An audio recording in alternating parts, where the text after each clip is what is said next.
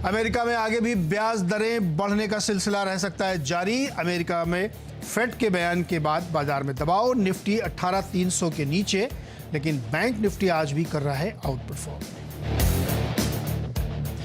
सरकारी बैंकों में लगातार चौथे दिन तेजी का मूड। इस महीने 11% से ज्यादा उछला निफ्टी पीएसयू बैंक इंडेक्स।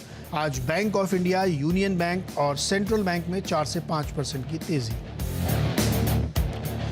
बड़ी ब्लॉक डील के बाद नाइका में 3% से ज्यादा की तेजी। टीपीजी कैपिटल ने बेचे 5 करोड़ से ज्यादा शेयर्स। इधर ब्रोकरेज अपग्रेड के बाद पीबी फिनटेक में 5% की तेजी। और इसरो रचेगा इतिहास। देश का पहला निजी रॉकेट विक्रम एस का अब से थोड़ी देर में होगा लॉन्च।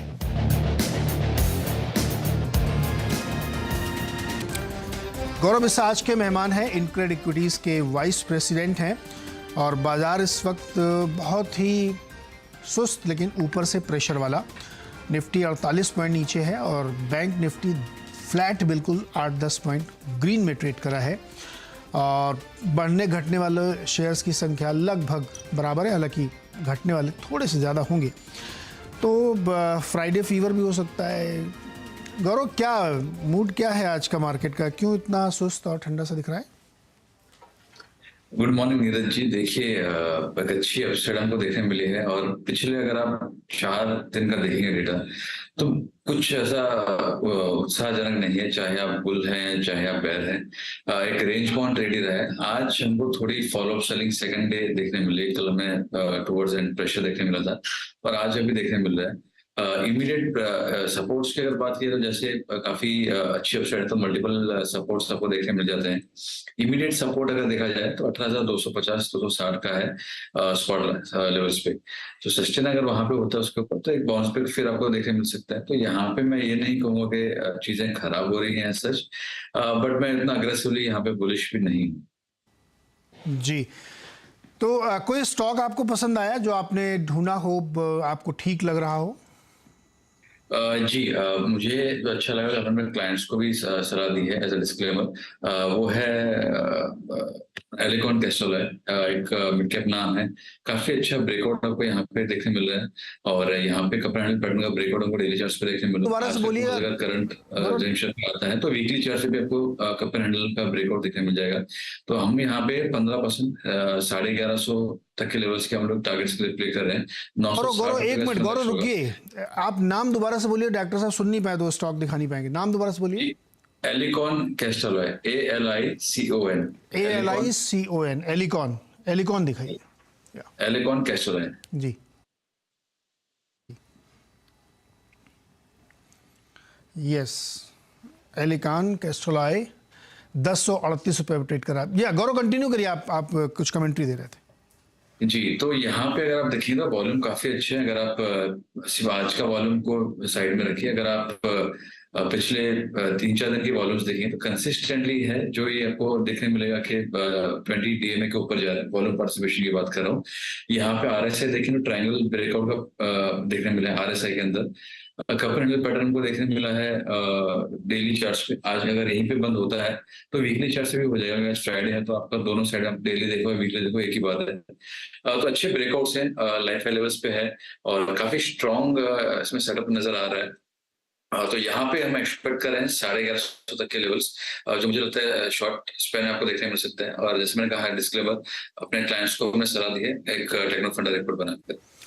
तो ये एलिकॉन कैस्टल लिमिटेड पे राय है बाई की, लेकिन डिस्क्लोजर साथ में कि अपने क्लाइंट को इन्होंने सलाह भी दी है, तो इसको आप देख सकते हैं इसमें। चलिए अब दर्शकों की तरफ बढ़ते हैं और उनके सवालों को लेते हैं। राकेश बजाज हमारे साथ जुड़ रहे हैं बेंगलुरु से। राकेश जी नमस्कार, बताइए क्या सवाल है?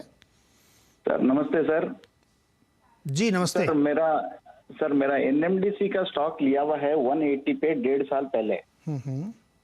1250 स्टॉक है। वो पता नहीं वो स्प्लिट हो गया क्या हुआ। अब मेरा कॉस्टिंग उस पे 77.22 पैसा दिखा रहा है। तो मुझे कोई दूसरे शेयर्स मिलेंगे या कैसे है या कुछ समझ में नहीं आ रहा है सर। गौरव बताएं NMDC। देखिए, इसमें ओवरऑल स्ट्रक्चर इसका वीक ही है, तो मैं यही कहूंगा कि यहाँ पे एक बार एग्जिट करना बेहतर होगा। निचले स्तर से थोड़ी बाउंस आपको देखने जरूर मिला है, बट ओवरऑल अगर आप वीकली चार्ट पे देखें तो लोअर बॉटम बन तो जब स्ट्रक्चर वीक है तो यहाँ पे आप बने रहिए, ठीक है, मेरे सबसे अवॉइड करना बेहतर होगा।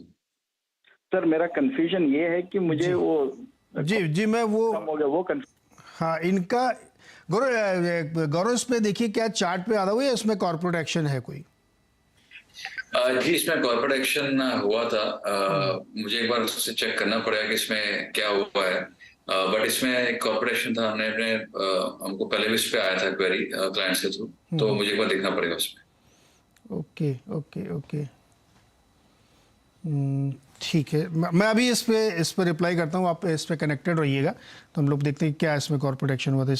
क्योंकि अभी पिछले कुछ दिनों में तो नहीं दिख रहा है, हो सकता है इससे पहले का कोई कॉर्पोरेट एक्शन हो, या तो स्प्लिट हो सकता है, बोनस हो सकता है, कोई एनीथिंग होगी, क्योंकि प्राइस आपका एकदम आधा दिख रहा है यहाँ पे। तब तक मैं दूसरा सवाल लेता हूँ यहाँ पे, उसके बाद मैं आपको इसका जवाब देता हूँ। राजेंद्र गोयल जी हैं पंजाब से हमारे साथ। राजेंद्र जी नमस्कार, सवाल पूछिए अपना।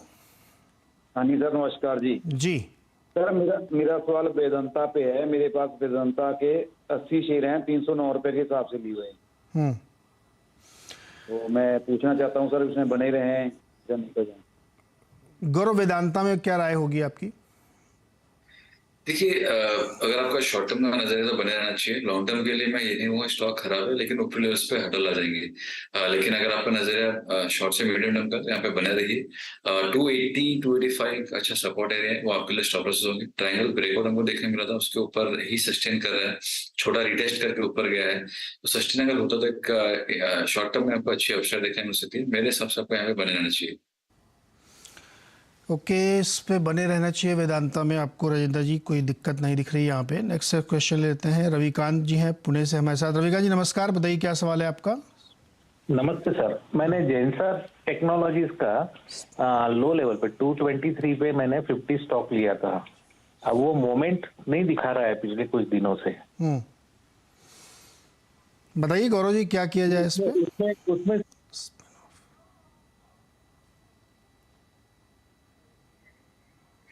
देखिए जेंसर टेक के अगर आप चार्ट्स पे अगर आप देखिए नीरज जी, आप उसके वीकली चार्ट्स देखिए तो आपको मेजॉरिटी ऑफ कैंडल्स जो है नीचे नीचे बनते जा रहे हैं। ये वीक का कैंडल है, अगले वीक उसके नीचे, अगले वीक उसके नीचे।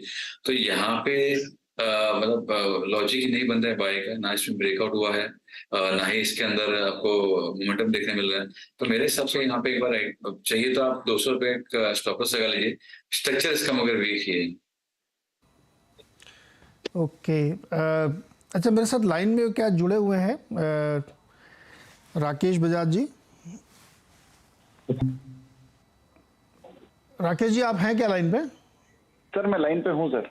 अच्छा राकेश जी, इसमें एनएमडीसी में जो इनका स्टील बिजनेस था उसका स्पिन ऑफ है, इसलिए वो प्राइस में इतना वो हुआ, जो कॉर्पोरेट एक्शन हुआ रिसेंटली, तो वो एक स्टॉक आपके उसमें आएगा। तो, ओके सर, तो फिर आपका प्राइस एडजस्टेड रहेगा, ठीक है? तो अब एनएमडीसी में जो प्राइस है उस पर एग्जिट हो जाना चाहिए सर। ऐसा राय है गौरव की कि अब इस एडजस्टेड प्राइस पे उनको बहुत अट्रैक्टिव नहीं लग रहा है ये। Okay sir ji thank you sir. Thank you. चलिए अगला सवाल लेते हैं, राजेश का हमारे साथ जुड़ रहे हैं पंजाब से। राजेश जी नमस्कार, बताइए क्या सवाल है? नीरू जी गुड मॉर्निंग। जी नीरू जी मेरे पास फिनोक्स के शेयर हैं 90। हाँ और पूछना चाहता हूँ रखूँ या बेचूं? गौरव, फिनिक्स मिल्स क्या करना चाहिए इनको? देखिए अगर मैं इसके डेली चार्ट देख रहा हूँ या मैं इसके अगर वीकली चार्ट्स पे अगर देखूँ तो काफी स्ट्रॉन्ग अपसाइड ऑलरेडी हमको देखने मिल चुकी है। अगर ये मुनाफे में है तो मेरे हिसाब से यहाँ पे पार्शियल पॉइंट ऑफ बुक बिल्कुल करना चाहिए और ट्रेलिंग स्टॉप से राइट कीजिए। फ्रेश एंट्री यहाँ पे मैं और किसी को सलाह दूंगा नहीं, मैं बाय करेंगे, क्योंकि काफी इन्फेडेड लेवल्स पे है और डाइवर्जेंसेस क्लियरली देखने मिल रहे हैं आरएसआई के अंदर। तो यहाँ पे आप पार्शियल पॉइंट ऑफ बुक कर लीजिए और बाकी आप ट्रेलिंग स्टॉप से राइट कर सकते हैं। ओके ये कर सकते हैं। अच्छा कुछ सवाल ट्विटर से लेते हैं। जयेश चौधरी ने एक सवाल भेजा है, इनके पास 25 शेयर है पॉलीप्लेक्स के, 2128 रुपये पे इन्होंने खरीदा था। इनका सवाल है क्या एवरेज करें या नुकसान उठाएं? पॉलीप्लेक्स कॉर्पोरेशन दिखाइए। देखिए, ना ही यहाँ पे एवरेज करना चाहिए, ना ही यहाँ पे फिलहाल एग्जिट करना चाहिए। जो इसके प्रीवियस सपोर्ट्स थे जहाँ पे थोड़ी बाइंग मौजूद थी, वो 1600 के थे, और वहीं से स्टॉक अगर आप देखेंगे लो बना के स्टॉक ऊपर आया, तो आपके जो स्टॉप लॉस होगा वो 1600 का होगा। सस्टेन होगा तो एक बाउंस पे देखने मिल सकती है। हाँ, ऊपरी लेवल्स पर अगर आपको देखने मिलता है, अगर आपको वापस 2100 के ऊपर अगर जा रहा है, तो आप एग्जिट के मौके ढूंढिए, क्योंकि स्ट्रक्चर बहुत वाव फैक्टर्स में नहीं है। फिलहाल आप बने रह सकते हैं, क्योंकि सपोर्ट्स के पास में है। ओके, एक सवाल ज्योति का आया है आईडीएफसी फर्स्ट बैंक पे गौरव। इन्होंने पुट लिया है 180 पे 55 की स्ट्राइक प्राइस का, दिसंबर एक्सपायरी का, क्या करना चाहिए इनको? फिलहाल बने रह सकते हैं। सपोर्ट्स अच्छे खासे इसके अगर देखे जाए तो आपको देखने मिलेंगे 53 के। तो आप एक बार फिलहाल बने रहिए, आपके पास टाइम वैल्यू भी आपके फेवर में ही रहेगी। तो अब यहाँ पे आप बने रह सकते हैं, और अगर कोई भी क्लोज अगर आपको देखने मिल जाती है, अगर 53 हाफ के नीचे, तो आपको 50 के लेवल्स के भी एक बार स्टॉक जो है इजीली नीचे चला जाएगा। तो यहाँ पे आप फिलहाल बने रह सकते हैं। यहाँ पे बने गौरव, मन्नापुरम फाइनेंस का एक बार चार्ट देखिएगा। ये स्टॉक बहुत दिनों से एक रेंज में फंसा हुआ है, कई बार इस पे दर्शकों के सवाल आते हैं। आज 110 रुपये पर ट्रेड कर रहा है, करीब 4.5% नीचे है।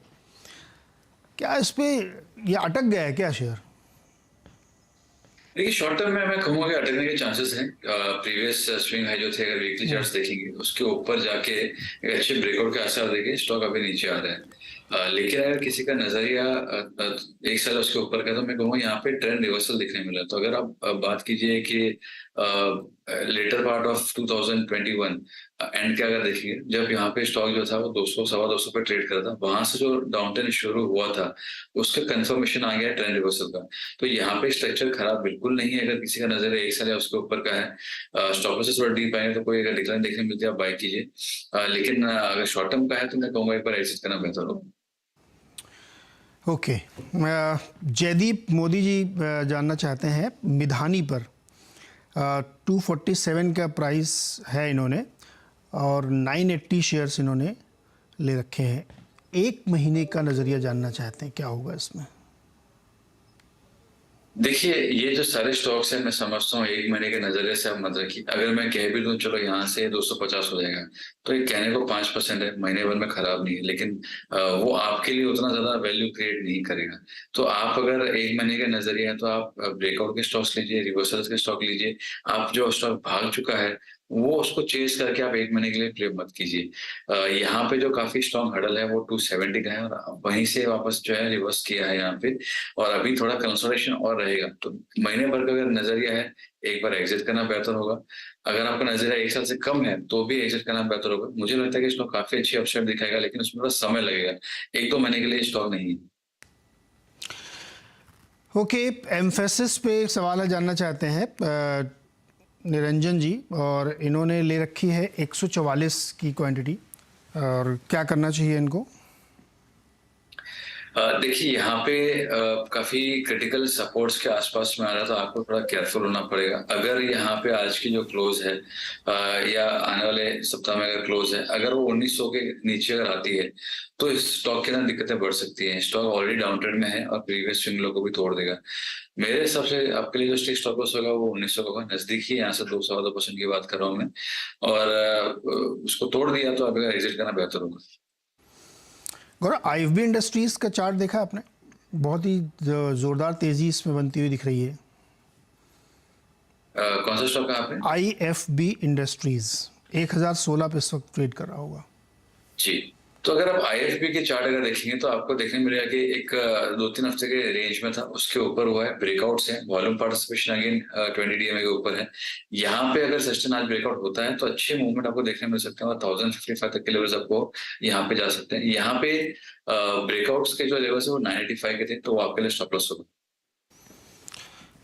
वाइट गुड कंपनी है, अचानक से इसमें तेजी 8.5% की है। डेफिनेटली इसमें कोई ना कोई बड़ी खबर होगी, या लेट्स से अगर मिलती है हम लोग चर्चा करेंगे इस पे।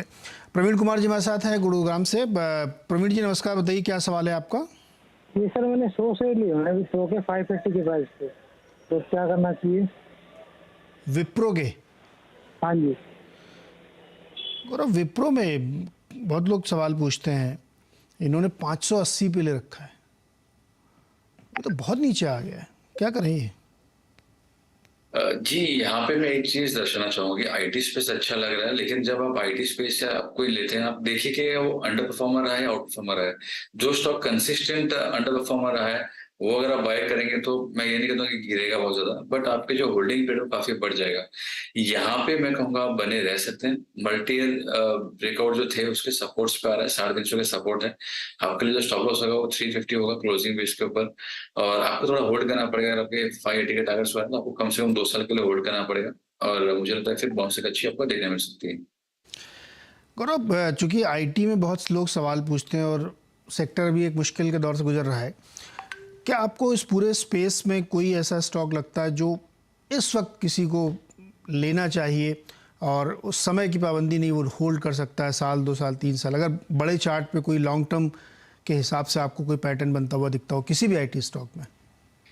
देखिए, आपके चैनल के माध्यम से भी, और अगेन एज अ डिस्क्लेमर, हमने अपने क्लाइंट्स को और जो फंड मैनेजर से मैं बात करता हूँ टेक्निकल इनपुट्स देने के लिए, मेरे प्रेजेंटेशन में टॉप स्पेस जो मेरा अगले 2 साल या 3 साल का है वो निफ्टी आईटी ही है। उसमें जो हमने सुझाया है वो है लार्ज कैप में आप देख लीजिए इंफोसिस, टीसीएस, वो काफी अच्छे लग रहे हैं। अगर जैसा आपने कहा कि नजर है कम से कम 2 साल का है, मैं 2 साल मिनिमम पकड़े चल रहा हूँ। एचसीएल टेक है और टेकएम है, जहाँ मुझे काफी स्ट्रॉन्ग गेन्स मुझे लग रहे हैं आने वाले 2-3 सालों को देखने मिलेंगे। ओके, तो एचसीएल टेक है, इन्फोसिस, सब लॉन्ग टर्म के लिए अच्छे स्टॉक्स आपको यहाँ पे देखने को मिल सकते हैं। एक सवाल एस्ट्रल पे भी है। एस्ट्रल लिमिटेड के जो भी रिसेंटली रिजल्ट आए थे उसमें रिजल्ट कमज़ोर थे और स्टॉक में वीकनेस थी। अमित शर्मा जानना चाहते हैं कि उनके पास 1900 के प्राइस के 100 शेयर्स खरीद रखे हैं। अगले 1 साल का उनका नज़रिया है, तो उसमें अभी बने रहना चाहिए या निकल जाना चाहिए? जी, 1 साल का नजरिया है तो आप बने रह सकते हैं, उसमें बहुत ज्यादा दिक्कतें हो ऐसा मुझे लग नहीं रहा है। लेकिन शॉर्ट टर्म में आपको थोड़ा सा और पेन देखने मिलेगा। देखिए, आपको ये भी देखना है कि जो overall Nifty mid cap space है वो थोड़ा आप देखिए अंडर परफॉर्म कर रहे हैं, तो ये अंडर परफॉर्मेंस राइट अवे नहीं जाएगी और ये थोड़ा ग्राइंडिंग और चलती रहेगा। थोड़ा और ड्रॉडाउन आपको देखने मिल सकते हैं, बट ओवरऑल अगर आपका नजर 1 साल का तो उसमें बने रहिए। ओके, अच्छा, इसमें मैं बता दूं भी, जब इनका नतीजा आया था तो हमने इनके प्रबंधन से बात की थी। उनका ये कहना था कि जो प्लास्टिक रेजिन्स होते हैं जिससे रॉ मटेरियल के तौर पे यूज़ करते हैं, उसके दाम बहुत तेज़ी से गिरे हैं, तो इनको इन्वेंट्री लॉस बहुत हुआ था। तो उनका ये मानना था कि इसको जल्द ही वो रिकवर कर लेंगे और 3rd-4th क्वार्टर से आपको जो एक्स्ट्राऑर्डिनरी लॉस कंपनी में दिख रहा था, मार्जिन काफ़ी बुरी तरीके से गिरा था, वो ठीक हो जाएगा।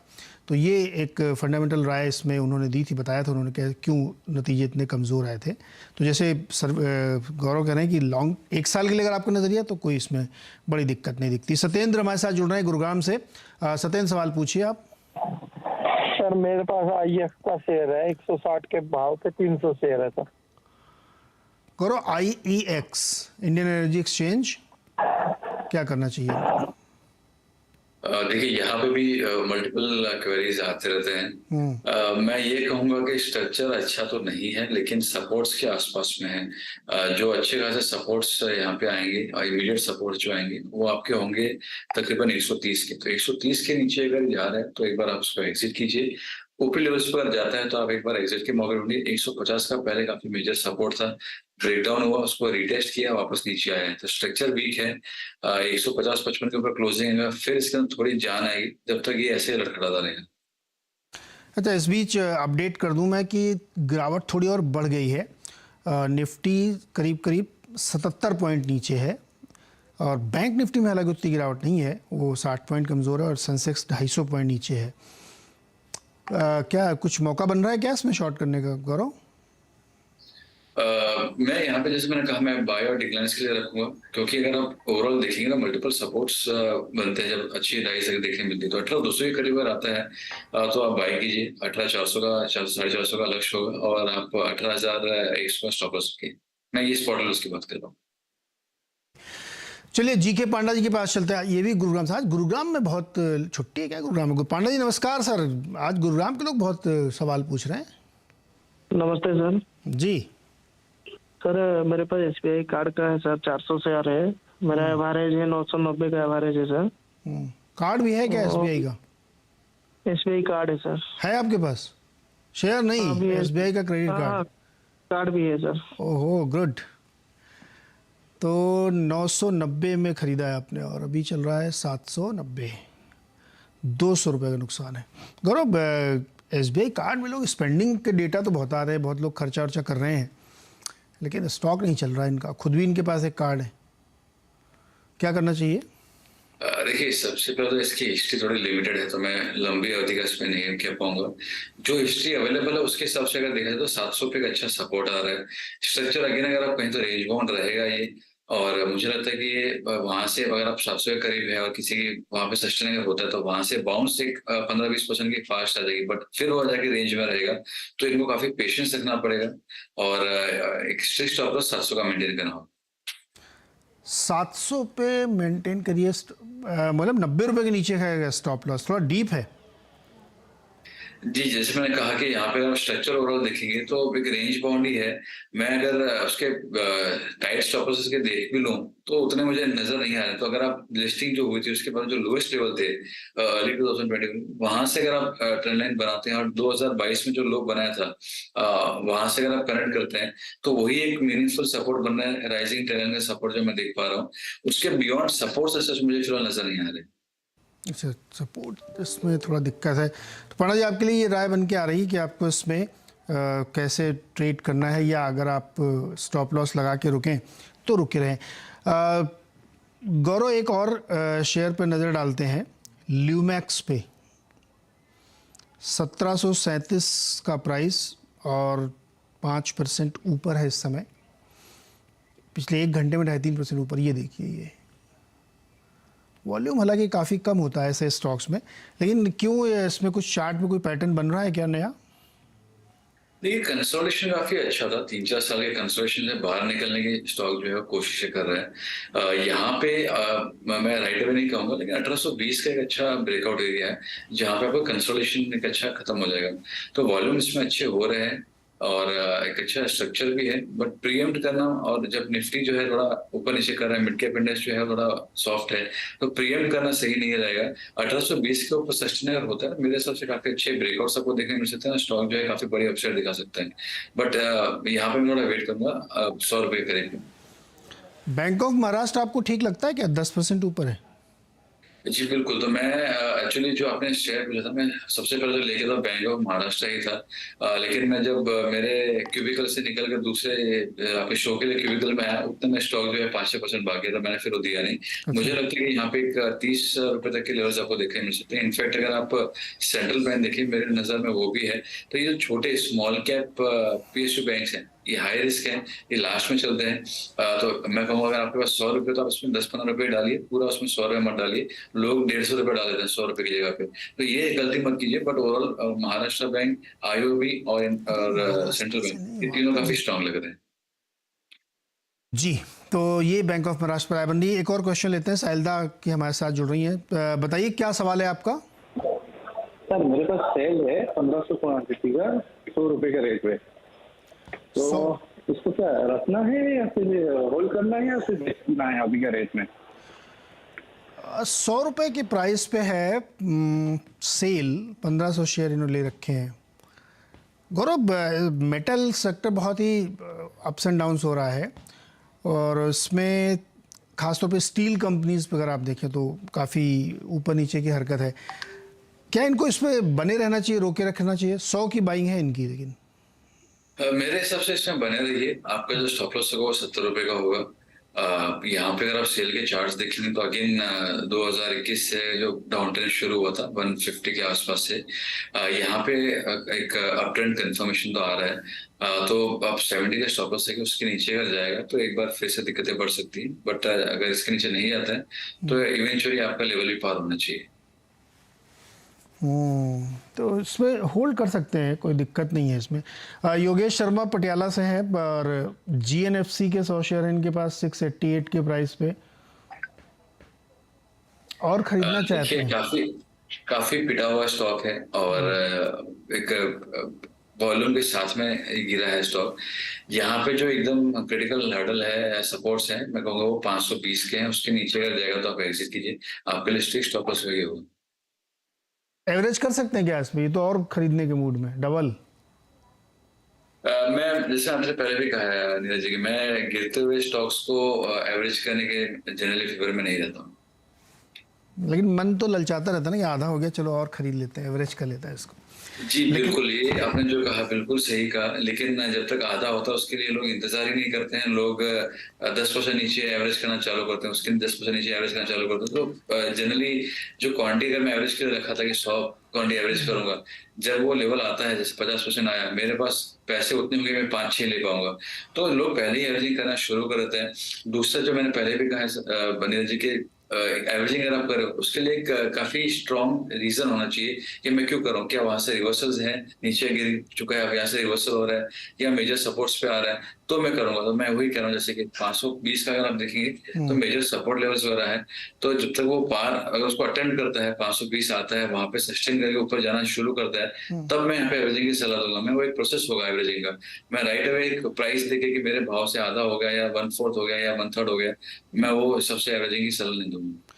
बिल्कुल आप सही कह रहे हैं। अभी गौरव 1-2 दिन पहले एक दर्शक थे जिन्होंने मतलब शायद शेयर का नाम याद नहीं आ रहा मुझे, 50-60 रुपये का शेयर था, वो 10-5 रुपये ही नीचे आया था, उन्होंने खरीद के मतलब हज़ारों शेयर इकट्ठा कर लिए थे, 15-20 हज़ार शेयर, और प्राइस भी नहीं नीचे कर पाए वो। तो ऐसे में जो ठीक है ट्रेडिंग एक आर्ट है, लेकिन इसके पीछे एक बहुत मजबूत साइंस है कि आपको कब एवरेज करना है जिससे कि आपका प्राइस नीचे आए।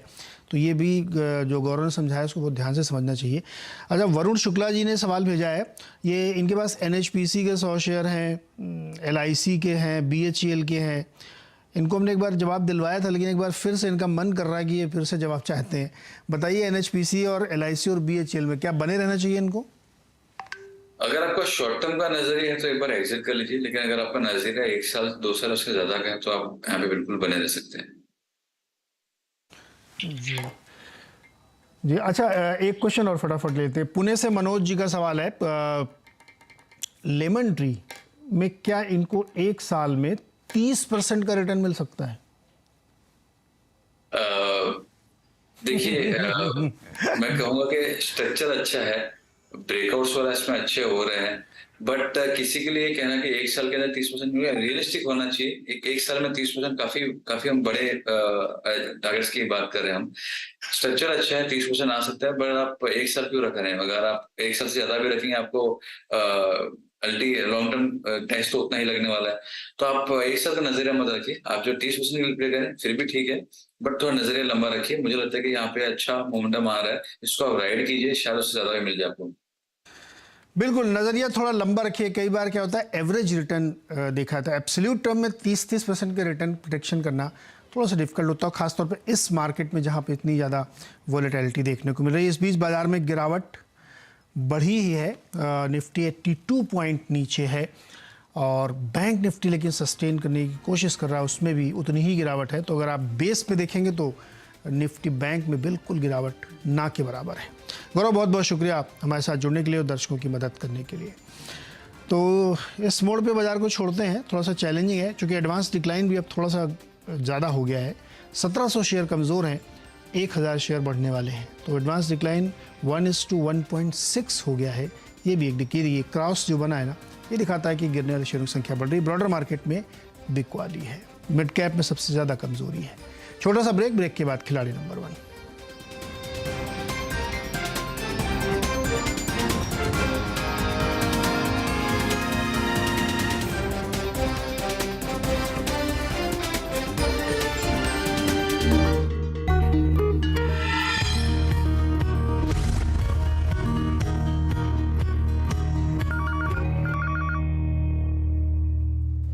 Future express